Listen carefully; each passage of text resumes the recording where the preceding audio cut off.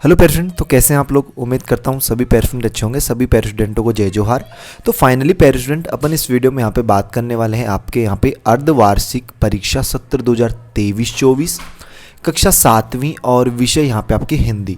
तो class 7th के लिए ये वीडियो रहने वाली है। अर्धवार्षिक परीक्षा सत्र 2023-24 विषय यहाँ पे आपका हिंदी का जो पेपर है उसका अपन संपूर्ण यहाँ पे सॉल्यूशन कवर करने वाले हैं। देखिएगा, समय आपको यहाँ पे 3 घंटे मिल रहे हैं। पूर्णांक आपको पता है 80 अंक का आपका पेपर रहने वाला है। अनुक्रमांक यहाँ पे आपको जो है अपने रोल नंबर लिखने हैं अंकों में, ठीक है, और इधर आपको लिखने हैं यहाँ पे शब्दों में। विद्यार्थी का नाम, यहाँ पे आपको अपना नाम लिखना है। यहाँ पे आपको अपने विद्यालय का नाम मतलब शाला मतलब विद्यालय का नाम लिखना है। यहाँ पे हस्ताक्षर या खालिस्तान छोड़ देना है आपको, और ये भी आपको छोड़ देना है, बाकी आपको भर देना है। अब बात करते हैं पेरेंट क्वेश्चन आंसर की। कोड यहाँ पे देख सकते हो 7011 आपके पेपर का ये कोड है, ठीक है। तो इस तरीके से संपूर्ण सॉल्यूशन अपन इस वीडियो में कवर करेंगे। वीडियो को स्टार्ट से लेकर आखिरी एंड तक कंप्लीट देखिएगा। चैनल पे पहली बार आए हैं, चैनल को सब्सक्राइब कर लीजिएगा, क्योंकि इसी तरीके से यहाँ पे आपको all subjects paper with solution जो है वो प्रोवाइड करवा दी जाएंगे, ठीक है। तो चैनल को जरूर सब्सक्राइब कीजिएगा। देखिएगा, अब अपन क्वेश्चन आंसर्स की बात करते हैं। क्या है देखिएगा, पहले आपको पूछे यहाँ पे वस्तुनिष्ठ प्रश्न है। कैसे प्रश्न? वस्तुनिष्ठ प्रश्न, जिसमें है कि सही विकल्प चुनकर लिखो। सही विकल्प चुनकर लिखो, जिसका देखो प्रश्न क्रमांक 1 है यहाँ पे कि प्रसन्न शब्द का विलोम शब्द लिखिए। प्रसन्न जो शब्द है, इस शब्द का अपने को विलोम शब्द यहाँ पे लिखना है, ठीक है।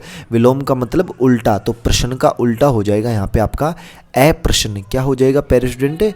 अप्रसन्न यहाँ पे आपका इसका हो जाएगा, ठीक है। तो ये आपको जो इसमें कर लेना है।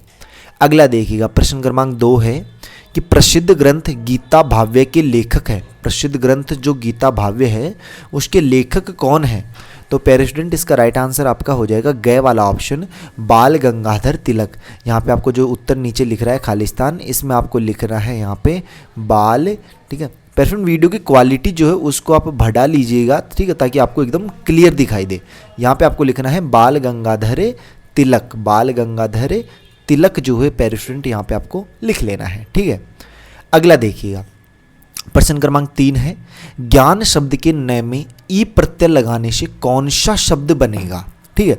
ज्ञान जो शब्द है उसका जो न है ना, देखो ज्ञान शब्द के न में यहाँ पे जो आपको न दिख रहा है, इसका इस न में अगर अपन ई प्रत्यय लगा दें तो कौन सा शब्द बनेगा वो अपने को बताना है।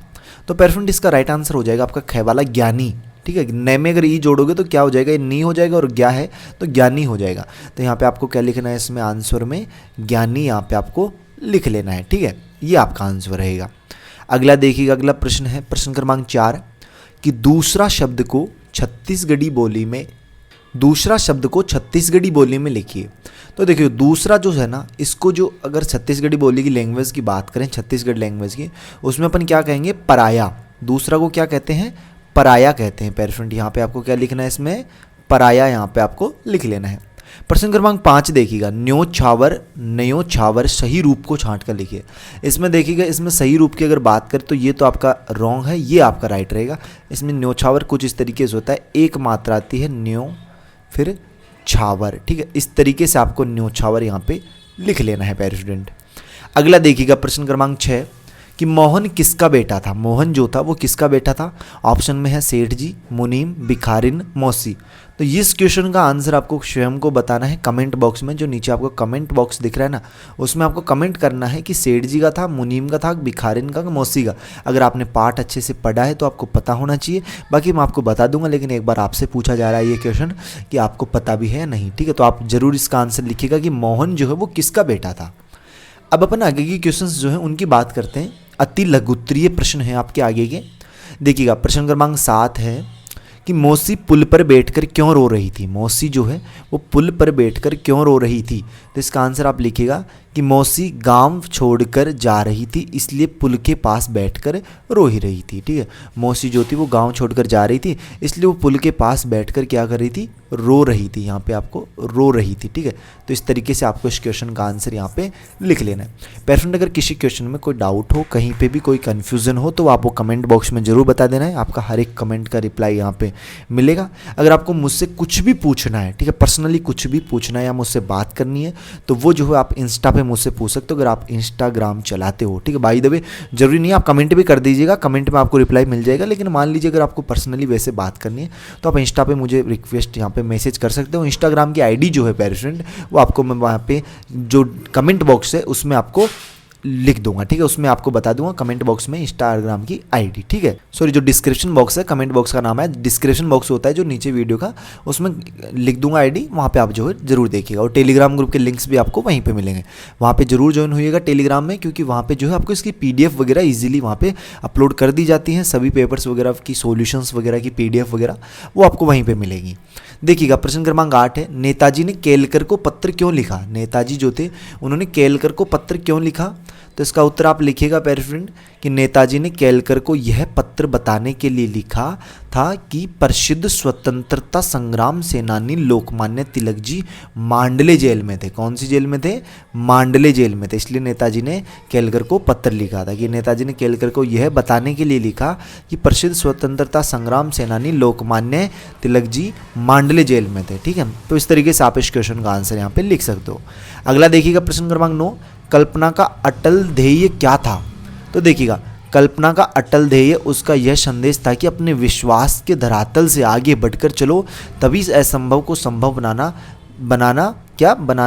बनाया जा सकता है, ठीक है। ये बनाना कट कर दीजिएगा, बनाया जा सकता है कि कल्पना का अटल ध्येय उसका यह संदेश था कि अपने विश्वास के धरातल से आगे बढ़कर चलो, तभी असंभव को संभव यहाँ पे बनाया जा सकता है, ठीक है। तो इस तरीके से आपको प्रश्न क्रमांक 9 जो है उसका आंसर लिख लेना है। प्यारे फ्रेंड, नेक्स्ट वीडियो आपको कौन से सब्जेक्ट की चाहिए वो भी आप कमेंट बॉक्स में जरूर बताइएगा। देखिएगा प्रश्न क्रमांक 10 है, मुंडन किसका और क्यों हो रहा था? तो यहाँ पे आप इसका आंसर लिखिएगा कि मुंडन तेनाली का हो रहा था, क्योंकि तेनाली शतरंज के खेल में राजा से पिट जाते थे। तेनाली जो है वो शतरंज के खेल से जो है राजा से क्या हो जाते थे? पिट जाते थे या फिर हार जाते थे, ठीक है। इसलिए तेनाली का मुंडन हो रहा था। प्रश्न क्रमांक 11वां है कि कुतुबनुमा की सुई हमें क्या सीख देती है? कुतुबनुमा की जो सुई है वो हमें क्या सीख देती है? तो इसका आंसर लिखिएगा कि कुतुबनुमा की सुई हमें एक दिशा और एक लक्ष्य में केंद्रित होने की सीख देती है। कुतुबनुमा की सुई जो है वो हमें एक दिशा और एक लक्ष्य में केंद्रित होने की सीख देती है, ठीक है। अगला प्रश्न देखिएगा, लघुत्तरीय प्रश्न है आपका प्रश्न क्रमांक 12वां। भावार्थ लिखिए कि पाहन हो तो वही गिरी को, ठीक है, जो धरियो कर छत्र पुरंदर कारण, जो खग हो तो बसेरो करे मिली कालिंदी कुल कदम्ब की डारन, ठीक है। इसका भावार्थ लिखना है। श्लोक में फिर से पढ़ देता हूँ कि पाहन हो वो तो वही गिरी को, जो धरियो कर छत्र पुरंदन कारण, जो खग हो तो बसेरो करो मिली कालिंदी कुल कदम की डारन। तो इसका देखिएगा, सबसे पहले आपको संदर्भ इसकी लिखनी है कि प्रस्तुत पंक्तियां हमारी पाठ्यपुस्तक भारती के काव्य माधुरी नामक पाठ से ली गई है। इसके कवि श्री रसखान जी हैं। फिर इसकी प्रसंग आपको लिखनी है क्या कि कवि ने गोकुल की धरती पर फिर से जन्म लेने की इच्छा प्रकट की है। अब इसकी व्याख्या लिखिएगा कि रसखान कवि कहते हैं कि यदि पत्थर का रूप में तो मैं उस पहाड़ पर रहूं जिसमें भगवान ने छत्र की तरह उठाया था, कि यदि मुझे अगले जन्म में पत्थर बनाया जाता है तो मैं उस पहाड़ में रहना पसंद करूंगा जहां भगवान श्री कृष्ण ने छत्र की तरह उस पर्वत को उठा दिया था। यदि पक्षी बनूं तो यमुना के किनारे कदम की डाल पर बसेरा करूं। तो इस तरीके से आपको जो इसके यहाँ पे आंसर लिख लेना है प्यारे फ्रेंड। अगला देखिएगा, अगला यहाँ पे इसका आंसर अपन ने देख लिया था, ये देख लिया, ठीक है। अब अपन बात करते हैं क्वेश्चन क्रमांक 13 की, कि नीचे कुछ संज्ञाएं दी गई हैं, आपको इनमें विशेषण बताने हैं, ठीक है। देखिएगा, शिक्षा, इसका विशेषण हो जाएगा शिक्षण। अपमान का हो जाएगा अपमानित। दोष का हो जाएगा यहाँ पे दोषपूर्ण। ढोंग का हो जाएगा आडंबर। क्रोध का हो जाएगा यहाँ पे क्रुद्ध। ज्ञान का हो जाएगा ज्ञानी। तो प्यारे फ्रेंड यार, इस वीडियो में अपन इतने क्वेश्चन कवर करेंगे। बाकी आपके आगे के जितने भी क्वेश्चन हैं देखिएगा, आप सभी के आंसर जो है वो तैयार कर लिए गए हैं। डोंट वरी, बेफिक्र रहिएगा, वो जल्दी आपको नेक्स्ट पार्ट में, इसके पार्ट 2 में जो है आपको जल्द ही बता दिए जाएंगे। तब तक जो है आपको इन क्वेश्चनों को जितने बता दिए गए हैं उनको अच्छे से तैयार कर लीजिए, तथा जो आपको देखिएगा इंस्टा आईडी आपको बता दी गई है, डिस्क्रिप्शन बॉक्स में लिख दी गई है, उस पर जरूर जाइएगा, वहाँ पे फॉलो जरूर कीजिएगा, ठीक है। और हाँ, आपको कुछ भी डाउट हो तो आप कमेंट बॉक्स में जरूर बताइएगा। टेलीग्राम ग्रुप का लिंक भी आपको वीडियो के डिस्क्रिप्शन बॉक्स में दे दिया जाएगा, वहाँ पे भी जरूर ज्वाइन होइएगा। बाकी अपन जो है प्यारे फ्रेंड अपने दोस्तों के साथ इस वीडियो को ज़्यादा से ज़्यादा आपको शेयर करना है। बाकी अपन जल्दी मिलते हैं नेक्स्ट वीडियो में इसी होश जोश के साथ। तब तक सभी प्यारे स्टूडेंटों को बाय, धन्यवाद। सभी प्यारे स्टूडेंटों को टेक केयर प्यारे फ्रेंड। मिलते हैं जल्द ही नेक्स्ट वीडियो में।